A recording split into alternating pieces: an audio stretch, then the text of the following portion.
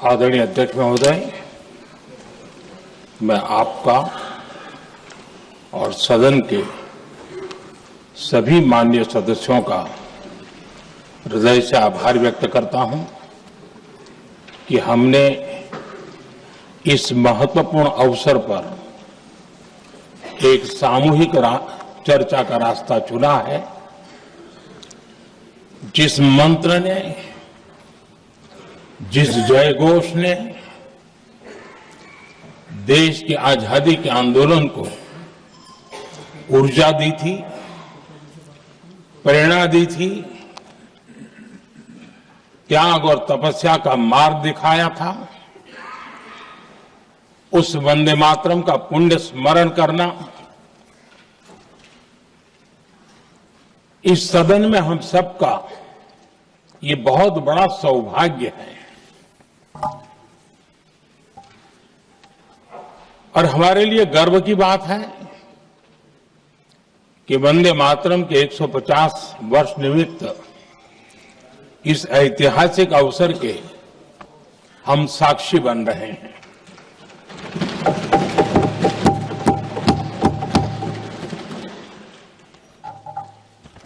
एक ऐसा कालखंड जो हमारे सामने इतिहास की अनगिनत घटनाओं को अपने सामने लेकर के आता है। ये चर्चा सदन की प्रतिबद्धता को तो प्रकट करेगी, लेकिन आने वाली पीढ़ियों के लिए भी, दर पीढ़ी के लिए भी ये शिक्षा का कारण बन सकती है अगर हम सब मिलकर के इसका सदुपयोग करें तो। आदरणीय अध्यक्ष जी, एक ऐसा कालखंड है जब इतिहास के कई प्रेरक अध्याय फिर से हमारे सामने उजागर हुए हैं।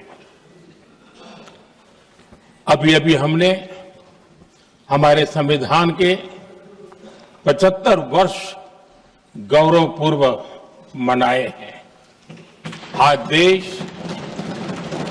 सरदार वल्लभ भाई पटेल की और भगवान बिरसा मुंडा की 150वीं जयंती भी मना रहा है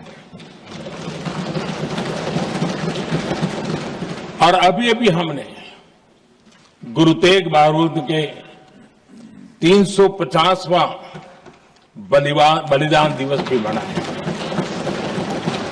और आज हम वंदे मातरम की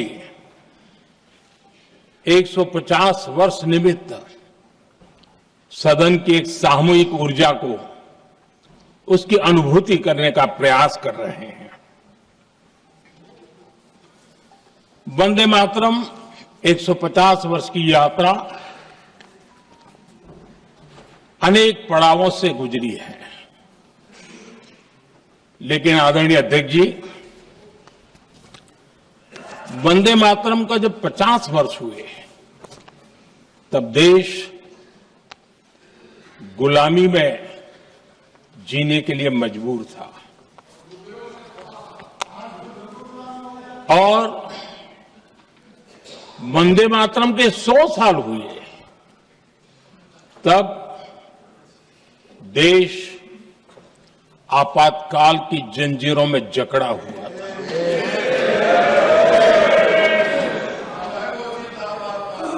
जब वंदे मातरम 100 साल के अत्यंत उत्तम पर्व था, तब भारत के संविधान का गला घोंट दिया गया था। जब वंदे मातरम 100 साल का हुआ, तब देशभक्ति के लिए जीने मरने वाले लोगों को जेल के सलाखों के पीछे बंद कर दिया गया था। जिस वंदे मातरम के गीत ने देश को आजादी की ऊर्जा दी थी, उसके जब 100 साल हुए तो दुर्भाग्य से एक काला कालखंड हमारे इतिहास में उजागर हो गया। हम लोकतंत्र के गिरोह में थे,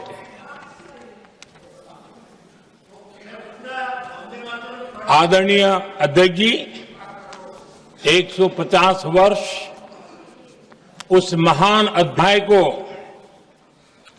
उस गौरव को पुनः स्थापित करने का अवसर है और मैं मानता हूं सदन ने भी और देश ने भी इस अवसर को जाने नहीं देना चाहिए।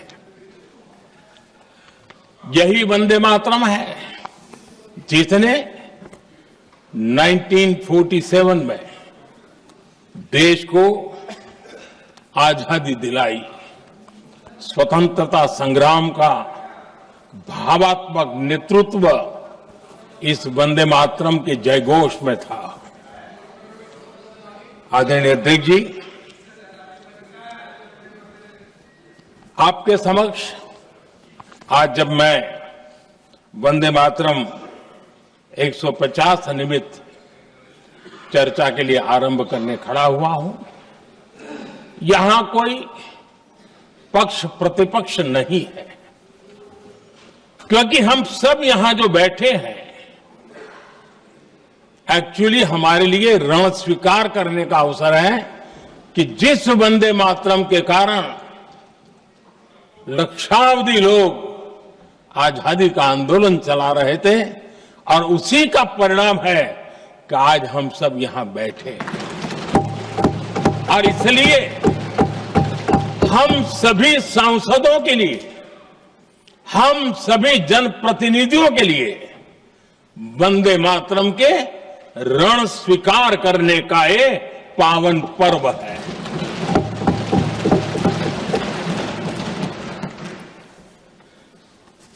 और इससे हम प्रेरणा लेकर के वंदे मातरम की जिस भावना ने देश की आजादी का जंग लड़ा, उत्तर दक्षिण पूर्व पश्चिम पूरा देश एक स्वर से वंदे मातरम बोल के आगे बढ़ा। फिर से एक बार अवसर है कि आओ हम सब मिल के चले, देश को साथ लेके चले। आजादी के दीवानों ने जो सपने देखे थे उन सपनों को पूरा करने के लिए वंदे मातरम 150 हम सबकी प्रेरणा बने, हम सबकी ऊर्जा बने और देश आत्मनिर्भर बने। 2047 में विकसित भारत बना करके हम रहे, इस संकल्प को दोहराने के लिए ये वंदे मातरम हमारे लिए एक बहुत बड़ा अवसर है। आदरणीय अध्यक्ष जी, दादा तबीयत तो ठीक है ना? नहीं, कभी कभी इस उम्र में हो जाता है। आदरणीय अध्यक्ष जी, वंदे मातरम की इस यात्रा की शुरुआत बंकिम चंद्र जी ने 1875 में की थी और गीत ऐसे समय लिखा गया था जब 1857 के स्वातंत्र संग्राम के बाद अंग्रेज सल्तनत बौखलाई हुई थी, भारत पर भांति भांति के दबाव डाल रही थी, भांति भांति के जुल्म कर रही थी और भारत के लोगों को मजबूर किया जा रहा था अंग्रेजों के द्वारा। और उस समय उनका जो राष्ट्रीय गीत था, गॉड सेव द क्वीन, इसको भारत में घर घर पहुंचाने का एक षड्यंत्र चल रहा था। ऐसे समय बंकिम दा ने चुनौती दी और ईंट का जवाब पत्थर से दिया और उसमें से वंदे मातरम का जन्म हुआ।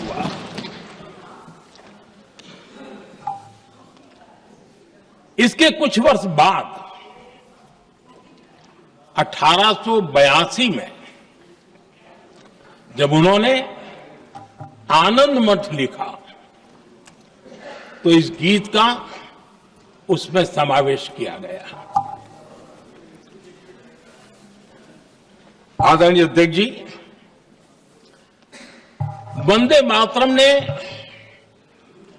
उस विचार को पुनर्जीवित किया था जो हजारों वर्ष से भारत की रग रग में रचा बसा था।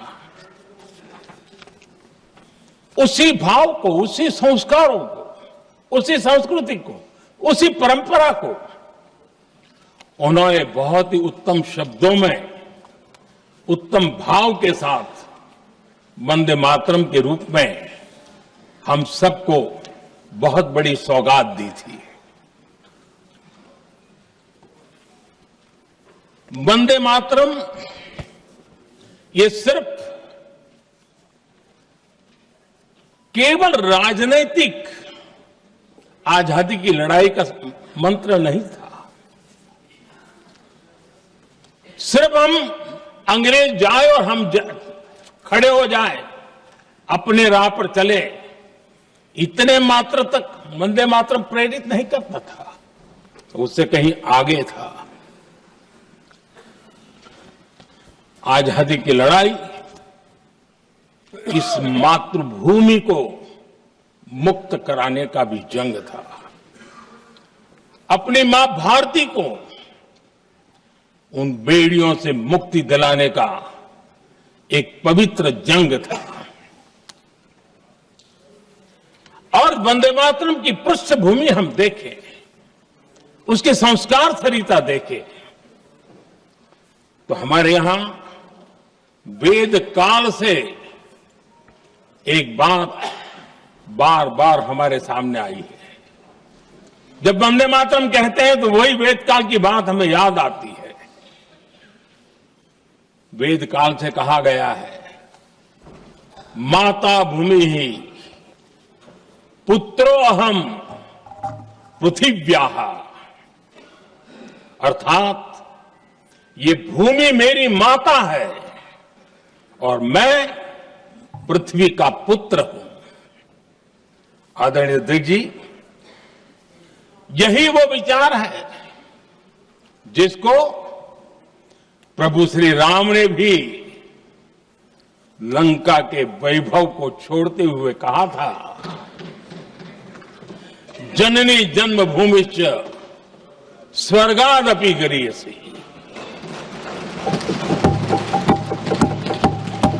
वंदे मातरम यही महान सांस्कृतिक परंपरा का एक आधुनिक अवतार है। आदरणीय अध्यक्ष जी, बंकिम दा ने जब वंदे मातरम की रचना की तो स्वाभाविक ही वो स्वतंत्रता आंदोलन का स्वर बन गया। पूरब से पश्चिम, उत्तर से दक्षिण, वंदे मातरम हर भारतीय का संकल्प बन गया। इसलिए वंदे मातरम की स्तुति में लिखा गया था, मातृभूमि स्वतंत्रता की वेदिका पर मदोमय, मातृभूमि स्वतंत्रता की वेदिका पर मोदमय, स्वार्थ का बलिदान है यह शब्द है वंदे मातरम। है सजीवन मंत्र भी यह विश्व विजयी मंत्र भी, शक्ति का आह्वान है यह शब्द वंदे मातरम। उष्ण शोणित से लिखो, वक्षस्थली को चीरकर, वीर का अभिमान है यह शब्द वंदे मातरम। आदरणीय अध्यक्ष जी, कुछ दिन पूर्व जब वंदे मातरम 150 का आरंभ हो रहा था तो मैंने उस आयोजन में कहा था, वंदे मातरम हजारों वर्ष की सांस्कृतिक ऊर्जा भी थी, उसमें आजादी का जज्बा भी था और आजाद भारत का विजन भी था। अंग्रेजों के उस दौर में एक फैशन हो गई थी भारत को कमजोर, निकम्मा, आलसी,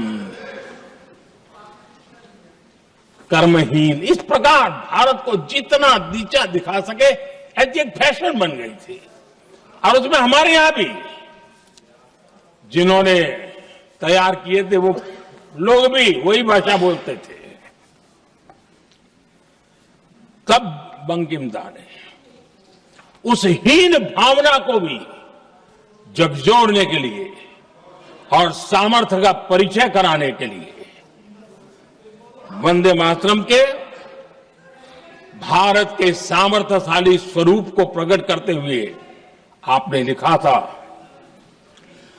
तम ही दुर्गा दश प्रहरण धारिणी, कमला कमल दल विहारिणी, वाणी विद्या दायिनी, नमामि त्वाम नमामि कमलाम, अमलाम अतुलाम, सुजलाम सुफलाम, मातरम वंदे मातरम। अर्थात भारत माता ज्ञान और समृद्धि की देवी भी है और दुश्मनों के सामने अस्त्र शस्त्र धारण करने वाली चंडी भी है। अध्यक्ष जी,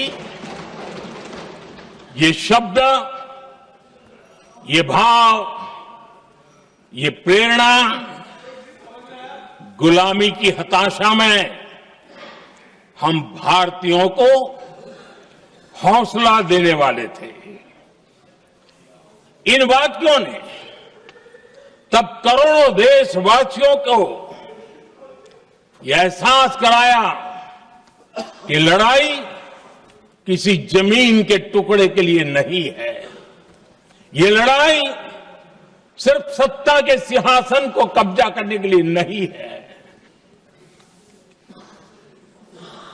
ये गुलामी की बेड़ियों को मुक्त कर हजारों साल की महान जो परंपराएं थी, महान संस्कृति, जो गौरवपूर्ण इतिहास था, उसको फिर से पुनर्जन्म कराने का संकल्प इसमें था।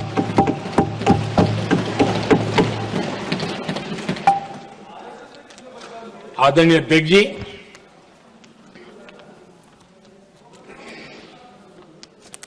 वंदे मातरम, इसका जो जन जन से जुड़ाव था,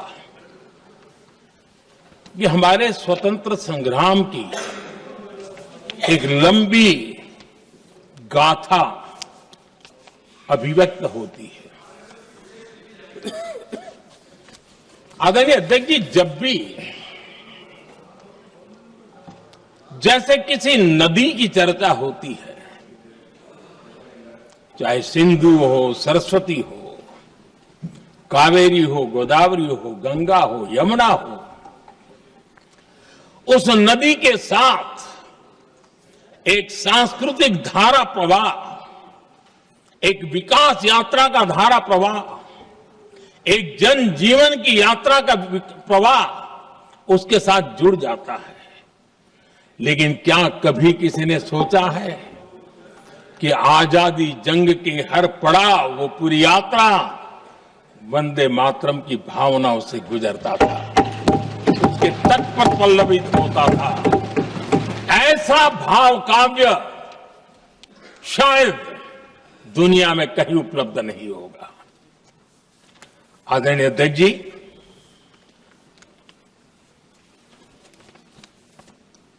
अंग्रेज समझ चुके थे कि 1857 के बाद लंबे समय तक भारत में टिकना उनके लिए मुश्किल लग रहा था।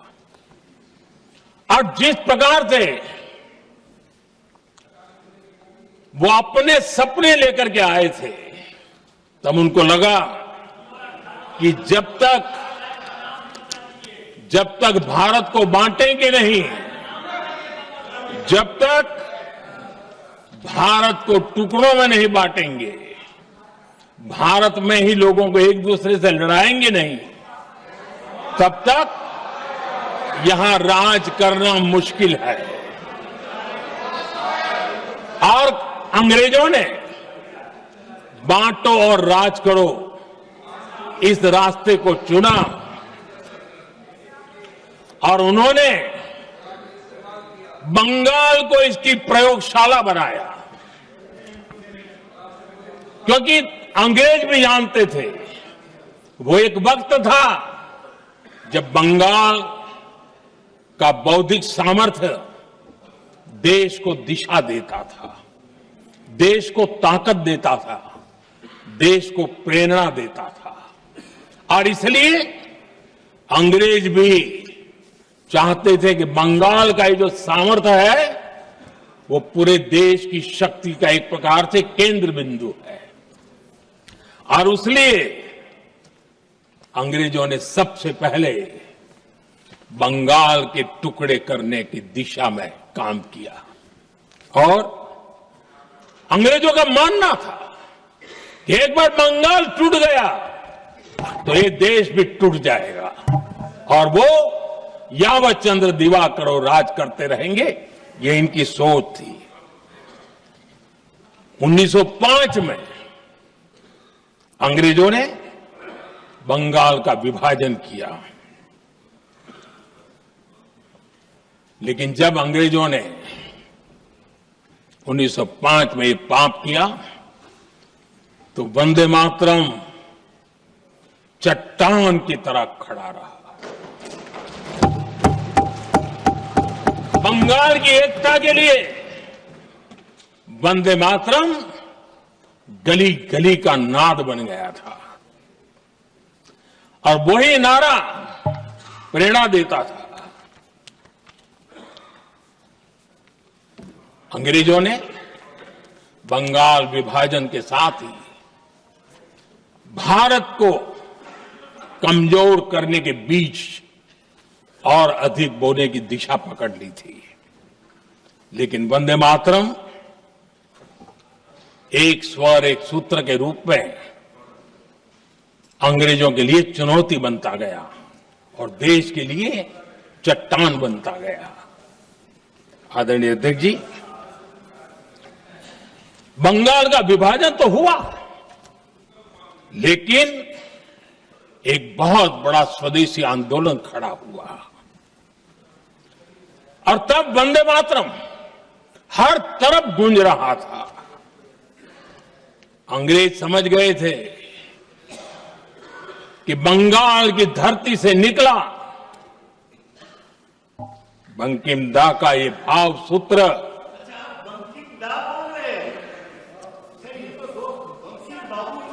बंकिम बाबू बोले। अच्छा, thank you thank you thank you thank you thank you, आपकी भावनाओं के लिए मैं आदर करता हूं। बंकिम बाबू ने थैंक यू दादा, थैंक यू। हाँ, आपको तो दादा कह सकता हूं ना, वरना उसमें भी आपको इतराज हो जाएगा। बंकिम बाबू ने ये जो भाव विश्व तैयार किया था, उनके भाव गीत के द्वारा उन्होंने अंग्रेजों को हिला दिया और अंग्रेजों ने देखिए कितनी कमजोरी होगी और इस गीत की ताकत कितनी होगी। अंग्रेजों ने उसको कानूनी रूप से प्रतिबंध लगाने के लिए मजबूर होना पड़ा था। गाने पर सजा, छापने पर सजा, इतना ही नहीं वंदे मातरम शब्द बोलने पर भी सजा, इतने कठोर कानून लागू कर दिए गए थे। हमारे देश की आजादी के आंदोलन में सैकड़ों महिलाओं ने नेतृत्व किया, लक्षावधि महिलाओं ने योगदान दिया। एक घटना का मैं जिक्र करना चाहता हूं। 22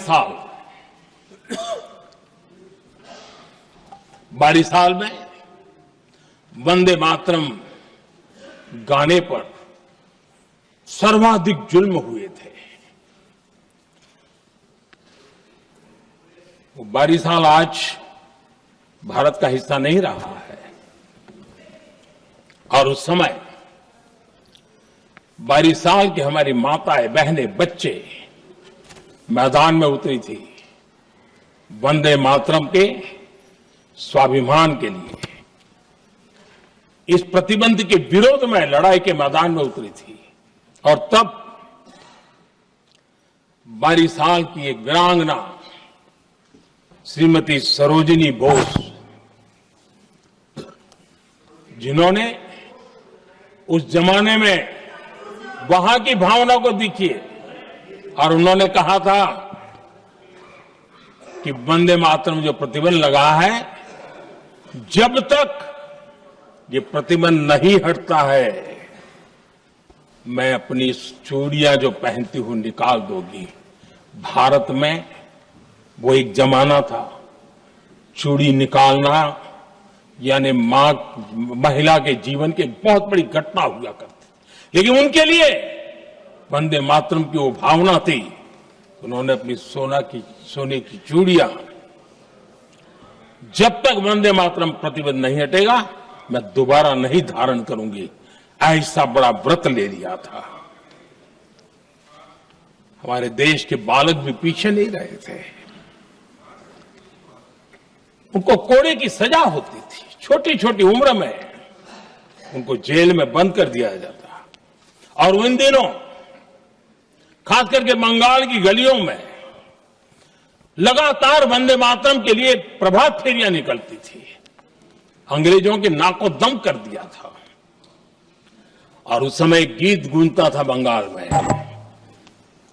जाए जाबे जीवोनो चोले, जाए जाबे जीवोनो चोले, जोगो तो माजे तोमार काजे वंदे मातरम बोले।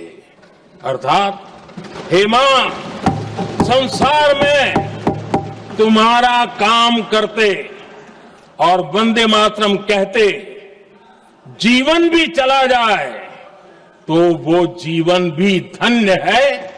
ये बंगाल की गलियों में बच्चे कह रहे हैं।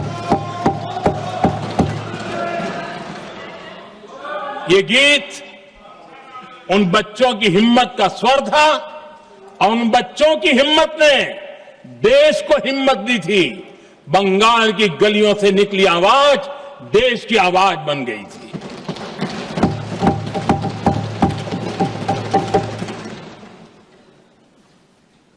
उन्नीस 1905 में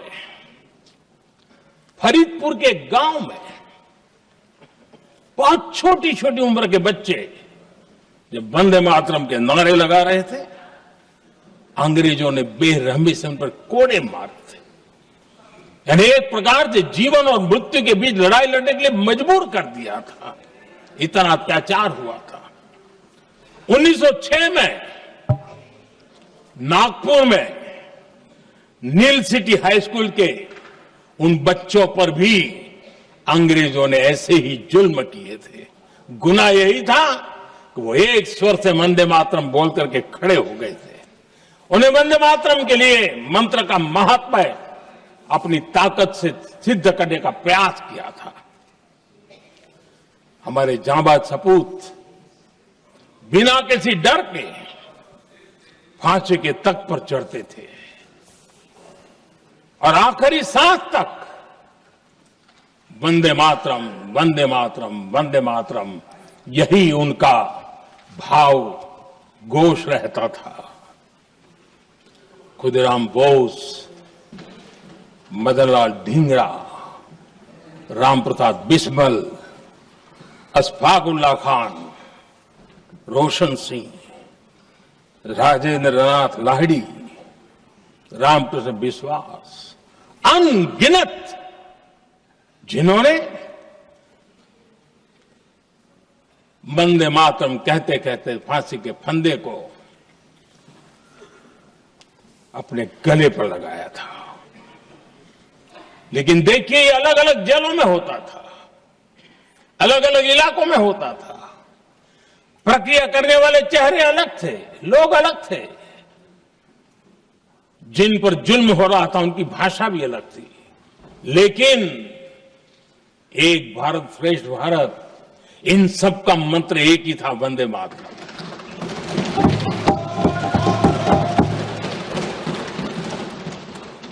चटगांव की स्वराज क्रांति, जिन युवाओं ने अंग्रेजों को चुनौती दी, वे भी इतिहास के चमकते हुए नाम है। हरगोपाल बाग, पुलिन विकास घोष, त्रिपुर सेन, इन सब ने देश के लिए अपना बलिदान दिया। मास्टर सूर्यसेन को 1934 में जब फांसी दी गई, तब उन्होंने अपने साथियों को एक पत्र लिखा और पत्र में एक ही शब्द की गूंज थी और वो शब्द था वंदे मातरम।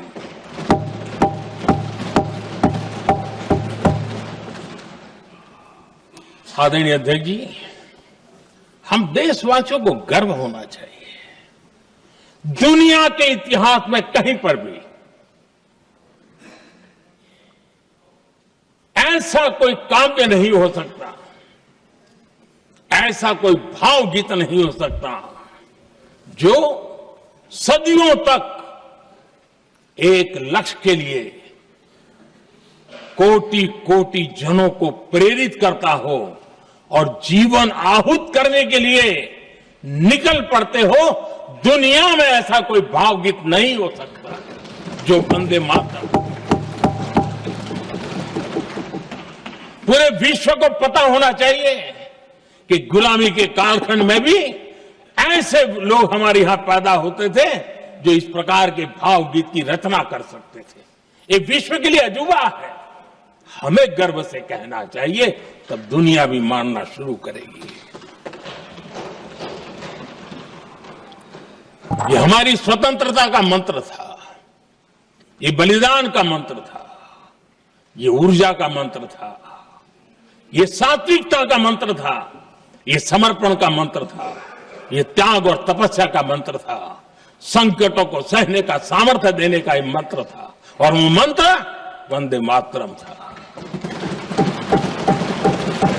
और इसलिए गुरुदेव रविंद्रनाथ टैगोर ने लिखा था, उन्होंने लिखा था, एकी सूत्रे बांधी आछी सोहोस्टोटी मौन, एक ही कार्य सौंपी आछी सहस्त्रो जीवोन, वंदे मातरम। अर्थात एक सूत्र में बंधे हुए सहस्त्र मन, एक ही कार्य में अर्पित सहस्त्र जीवन, वंदे मातरम। ये रविंद्रनाथ टैगोर जी ने। आदरणीय अध्यक्ष जी, उसी कालखंड में वंदे मातरम की रिकॉर्डिंग दुनिया के अलग अलग भागों में पहुंची और लंदन में जो क्रांतिकारियों की एक प्रकार से तीर्थ भूमि बन गया था, वो लंदन का इंडिया हाउस, वीर सावरकर जी ने वहां वंदे मातरम गीत, और वहां ये गीत बार बार गूंजता था। देश के लिए जीने मरने वालों के लिए वो एक बहुत बड़ा प्रेरणा का अवसर रहता था। उसी समय बिपिन चंद्र पाल और महर्षि अरविंद घोष, उन्होंने अखबार निकाले, उस अखबार का नाम भी उन्होंने वंदे मातरम रखा। यानी डगर डगर पर अंग्रेजों की नींद हराम करने के लिए वंदे मातरम काफी हो जाता था, और इसलिए उन्होंने इस नाम रखा। अंग्रेजों ने अखबारों पर रोक लगा दी, तो मैडम भिकाजी कामा ने पेरिस में एक अखबार निकाला और उसका नाम उन्होंने वंदे मातरम रखा। आदरणीय अध्यक्ष जी, वंदे मातरम ने भारत को स्वावलंबन का रास्ता भी दिखाया। उस समय माचिस की डिबिया, मैच बॉक्स, वहां से लेकर के बड़े बड़े शिप, उस पर भी वंदे मातरम लिखने की परंपरा बनी और बाहरी कंपनियों को चुनौती देने का एक माध्यम बन गया, स्वदेशी का एक मंत्र बन गया। आजादी का मंत्र स्वदेशी के मंत्र की तरफ विस्तार होता गया। आदरणीय अध्यक्ष जी, मैं एक और घटना का जिक्र भी करना चाहता हूं। 1907 में जब वीओ चिदम्बरम पिल्लाई उन्होंने स्वदेशी कंपनी का जहाज बना तो उस पर भी लिखा था वंदे मातरम।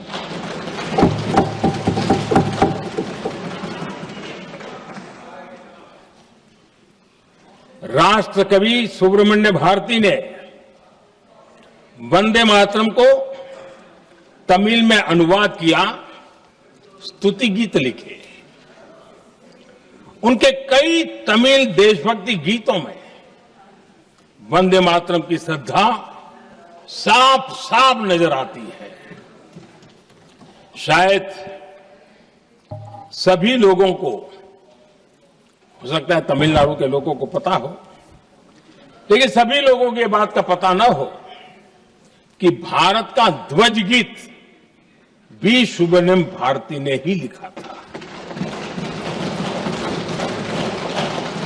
उस ध्वज गीत का वर्णन जिस पर वंदे मातरम लिखा हुआ था, तमिल में इस ध्वज गीत का शीर्षक था ताइन माणी कोडी पारीर,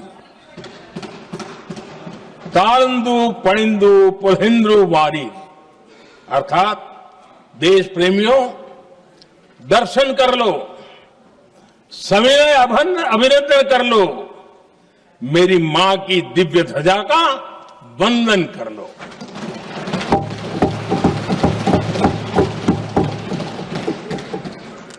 आदरणीय अध्यक्ष महोदय, मैं आज इस सदन में वंदे मातरम पर महात्मा गांधी की भावनाएं क्या थी वो भी रखना चाहता हूं। दक्षिण अफ्रीका से प्रकाशित एक साप्ताहिक पत्रिका निकलती थी, इंडियन ओपिनियन, और इस इंडियन ओपिनियन में महात्मा गांधी ने 2 दिसंबर 1905 जो लिखा था उसको मैं कोट कर रहा हूं। उन्होंने लिखा था, महात्मा गांधी ने लिखा था, गीत वंदे मातरम जिसे बंकिम चंद्र ने रचा है, पूरे बंगाल में अत्यंत लोकप्रिय हो गया है। स्वदेशी आंदोलन के दौरान बंगाल में विशाल सभाएं हुई जहां लाखों लोग इकट्ठा हुए और बंकिम का यह गीत गाया। गांधी जी आगे लिखते हैं, ये बहुत महत्वपूर्ण है। वो लिखते हैं, ये 1905 की बात है। उन्होंने लिखा, यह गीत इतना लोकप्रिय हो गया है जैसे ये हमारा नेशनल एंथम बन गया है।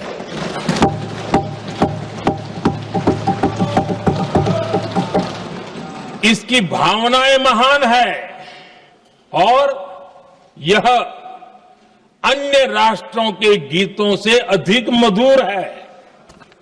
इसका एकमात्र उद्देश्य हम में देशभक्ति की भावना जगाना है। यह भारत को मां के रूप में देखता है और उसकी स्तुति करता है। अध्यक्ष जी, जो वंदे मातरम 1905 में महात्मा गांधी को नेशनल एंथम के रूप में दिखता था, देश के हर कोने में, हर व्यक्ति के जीवन में जो भी देश के लिए जीता जानता, देश के लिए जागता था, उन सब के लिए वंदे मातरम की ताकत बहुत बड़ी थी। वंदे मातरम इतना महान था, जिसकी भावना इतनी महान थी, तो फिर पिछली सदी में इसके साथ इतना बड़ा अन्याय क्यों हुआ?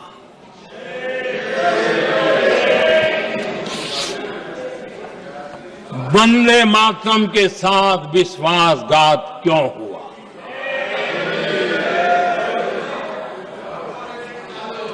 ये अन्याय क्यों हुआ?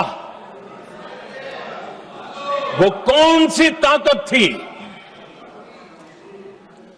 जिसकी इच्छा खुद पूज्य बापू की भावनाओं पर भी भारी पड़ गई,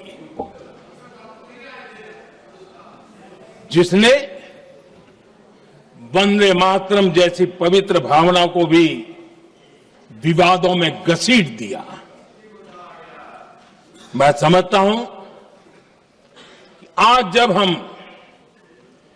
वंदे मातरम के 150 वर्ष का पर्व मना रहे हैं, चर्चा कर रहे हैं, तो हमें उन परिस्थितियों को भी हमारी नई पीढ़ियों को जरूर बताना हमारा दायित्व है,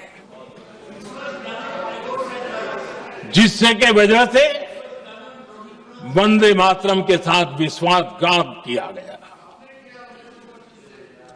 वंदे मातरम के प्रति मुस्लिम लीग की विरोध की राजनीति तेज होती जा रही थी। मोहम्मद अली जिन्ना ने लखनऊ से 15 अक्टूबर 1937 को वंदे मातरम के विरुद्ध का नारा बुलंद किया। फिर कांग्रेस के तत्कालीन अध्यक्ष जवाहरलाल नेहरू को अपना सिंहासन डोलता दिखा। बजाय कि नेहरू जी मुस्लिम लीग के आधारहीन बयानों को तगड़ा जवाब देते, करारा जवाब देते, मुस्लिम लीग के बयानों की निंदा करते,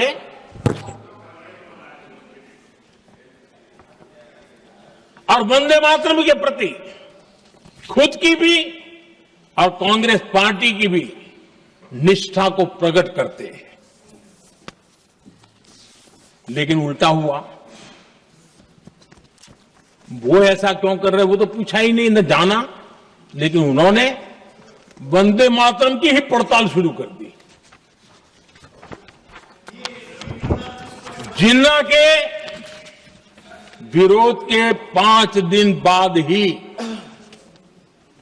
20 अक्टूबर को नेहरू जी ने नेताजी सुभाष बाबू को चिट्ठी लिखी। उस चिट्ठी में जिन्ना की भावना से नेहरू जी अपनी सहमति जताते हुए कि वंदे मातरम की, ये जो उन्होंने सुभाष बाबू को लिखा है, वंदे मातरम की आनंद मठ वाली पृष्ठभूमि मुसलमानों को इरिटेट कर सकती है। मैं नेहरू जी का कोट पढ़ता हूं। नेहरू जी कहते हैं, मैंने वंदे मातरम गीत का बैकग्राउंड पढ़ा है। नेहरू जी फिर लिखते हैं, मुझे लगता है कि ये जो बैकग्राउंड है, इससे मुस्लिम भड़केंगे। साथियों, इसके बाद कांग्रेस की तरफ से बयान आया कि 26 अक्टूबर से कांग्रेस कार्य समिति की एक बैठक कोलकाता में होगी, जिसमें वंदे मातरम के उपयोग की समीक्षा की जाएगी। बंकिम बाबू का बंगाल, बंकिम बाबू का कोलकाता, और उसको चुना गया और वहां पर समीक्षा करना तय किया। पूरा देश हतप्रभ था, पूरा देश हैरान था। पूरे देश में देशभक्तों ने इस प्रस्ताव के विरोध में देश के कोने कोने में प्रभात फेरियां निकाली, वंदे मातरम गीत गाया। लेकिन देश का दुर्भाग्य कि 26 अक्टूबर को कांग्रेस ने वंदे मातरम पर समझौता कर लिया।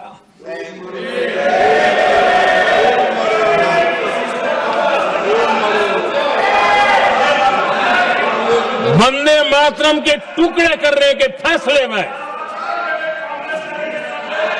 वंदे मातरम के टुकड़े कर दिए। उस फैसले के पीछे नकाब ये पहना गया, चोला ये पहना गया। ये तो सामाजिक सद्भाव का काम है। लेकिन इतिहास इस बात का गवाह है कि कांग्रेस ने मुस्लिम लीग के सामने घुटने टेक दिए और मुस्लिम लीग के दबाव में किया। और कांग्रेस का ये तुष्टीकरण की राजनीति को साधने का एक तरीका था। आदरणीय अध्यक्ष जी, तुष्टीकरण की राजनीति के दबाव में कांग्रेस वंदे मातरम के बंटवारे के लिए झुकी। इसलिए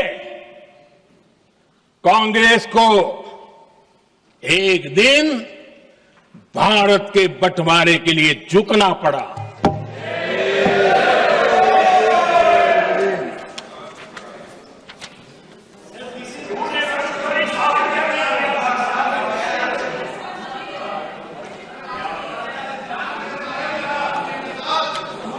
मुझे लगता है कांग्रेस ने आउटसोर्स कर दिया है।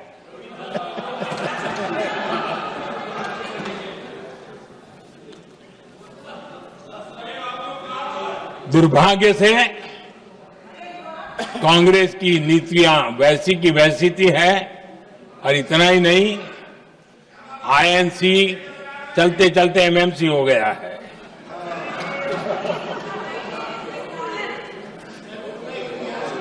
आज भी कांग्रेस और उसके साथी और जिन जिन के नाम साथ कांग्रेस जुड़ा हुआ है, सब वंदे मातरम पर विवाद खड़ा करने की कोशिश करते हैं। आदरणीय अध्यक्ष महोदय,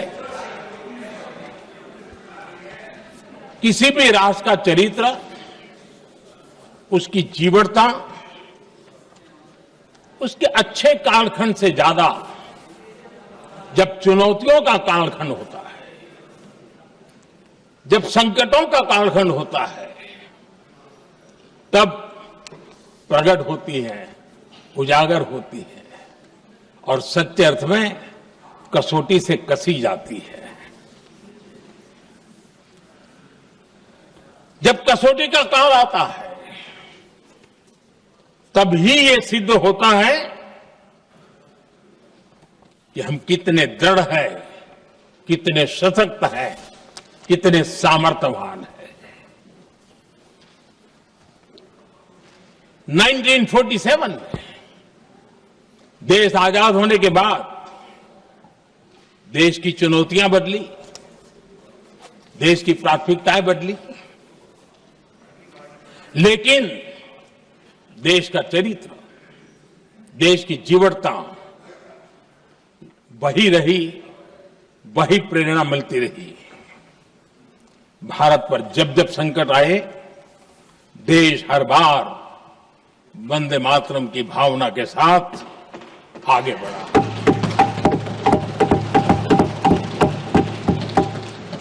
बीच का कालखंड कैसा गया जाने दो, लेकिन आज भी 15 अगस्त 26 जनवरी की जब बात आती है, हर घर तिरंगा की बात आती है, चारों तरफ वो भाव दिखता है तिरंगे झंडे फहराने। एक जमाना था जब देश पर खाद्य का संकट आया, वही वंदे मातरम का भाव था। मेरे देश के किसानों ने अंदर के भंडार भर दिए और इसके पीछे भाव वही है, वंदे मातरम। जब देश की आजादी को कुचलने की कोशिश हुई, संविधान के पीठ पे छुरा भोंक दिया गया, आपातकाल थोप दिया गया, यही वंदे मातरम की ताकत थी कि देश खड़ा हुआ और प्रयास करके रहा। देश पर जब भी युद्ध थोपे गए, देश को जब भी संघर्ष की नौबत आई, यही वंदे मातरम का भाव था। देश का जवान सीमाओं पर अड़ गया और मां भारती का झंडा फहराता रहा, विजय से प्राप्त कर। कोरोना जैसे वैश्विक महासंकट आया, यही देश उसी भाव से खड़ा हुआ, उसको भी परास्त करके आगे बढ़ गया। आदरणीय अध्यक्ष जी, यह राष्ट्र की शक्ति है, यह राष्ट्र को भावनाओं से जोड़ने वाला सामर्थ्यवान एक ऊर्जा प्रवाह है, ये चेतना प्रवाह है, ये संस्कृति की अविरल धारा का प्रतिबिंब है, उसका प्रकटीकरण है। ये वंदे मातरम हमारे लिए सिर्फ स्मरण करने का काल नहीं, एक नई ऊर्जा, नई प्रेरणा का लेने का काल बन जाए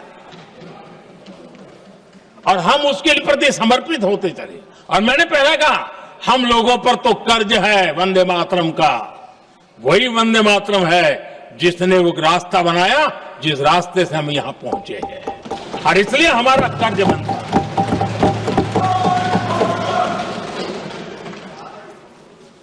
भारत हर चुनौतियों को पार करने में सामर्थ्य है। वंदे मातरम के भाव की वो ताकत है। वंदे मातरम ये सिर्फ गीत या भावगीत नहीं, ये हमारे लिए प्रेरणा है। राष्ट्र के प्रति कर्तव्यों के लिए हमें झकझोरने वाला काम है और इसलिए हमें निरंतर इसको करते रहना होगा। हम आत्मनिर्भर भारत का सपना लेकर के चल रहे हैं, इसको पूरा कर रहे हैं। वंदे मातरम हमारी प्रेरणा है। हम स्वदेशी आंदोलन को ताकत देना चाहते हैं। समय बदला होगा, रूप बदले होंगे, लेकिन पूज्य गांधी ने जो भाव व्यक्त किया था, उस भाव की ताकत आज भी मौजूद है और वंदे मातरम हमें जोड़ता है। देश के महापुरुषों का सपना था स्वतंत्र भारत का। देश की आज की पीढ़ी का सपना है समृद्ध भारत का। आजाद भारत का सपने को सिंचा था वंदे भारत की भावना है, वंदे मातरम की भावना ने। समृद्ध भारत के सपने को सींचेगा वंदे मातरम की भावना। उसी भावना को लेकर के हमें आगे चलना है और हमें आत्मनिर्भर भारत बनाना। 2047 में देश विकसित भारत बन के रहे। अगर आजादी के 50 साल पहले कोई आजाद भारत का सपना देख सकता था, तो 25 साल पहले हम भी तो समृद्ध भारत का सपना देख सकते हैं, विकसित भारत का सपना देख सकते हैं और इस सपने के लिए अपने आप को खपा भी सकते हैं। इसी मंत्र, इसी संकल्प के साथ वंदे मातरम हमें प्रेरणा देता रहे। वंदे मातरम का हम ऋण स्वीकार करें, वंदे मातरम की भावना को लेकर के चले, देशवासियों को साथ लेकर के चले, हम सब मिलकर के चले, इस सपने को पूरा करें। इसी एक भाव के साथ ये चर्चा का आज आरंभ हो रहा है। मुझे पूरा विश्वास है कि दोनों सदनों में देश के अंदर वो भाव भरने वाला कारण बनेगा, देश को प्रेरित करने वाला कारण बनेगा, देश की नई पीढ़ी को ऊर्जा देने का कारण बनेगा। इन्हीं शब्दों के साथ आपने मुझे अवसर दिया, मैं आपका बहुत बहुत आभार व्यक्त करता हूं। बहुत बहुत धन्यवाद। वंदे मातरम, वंदे मातरम।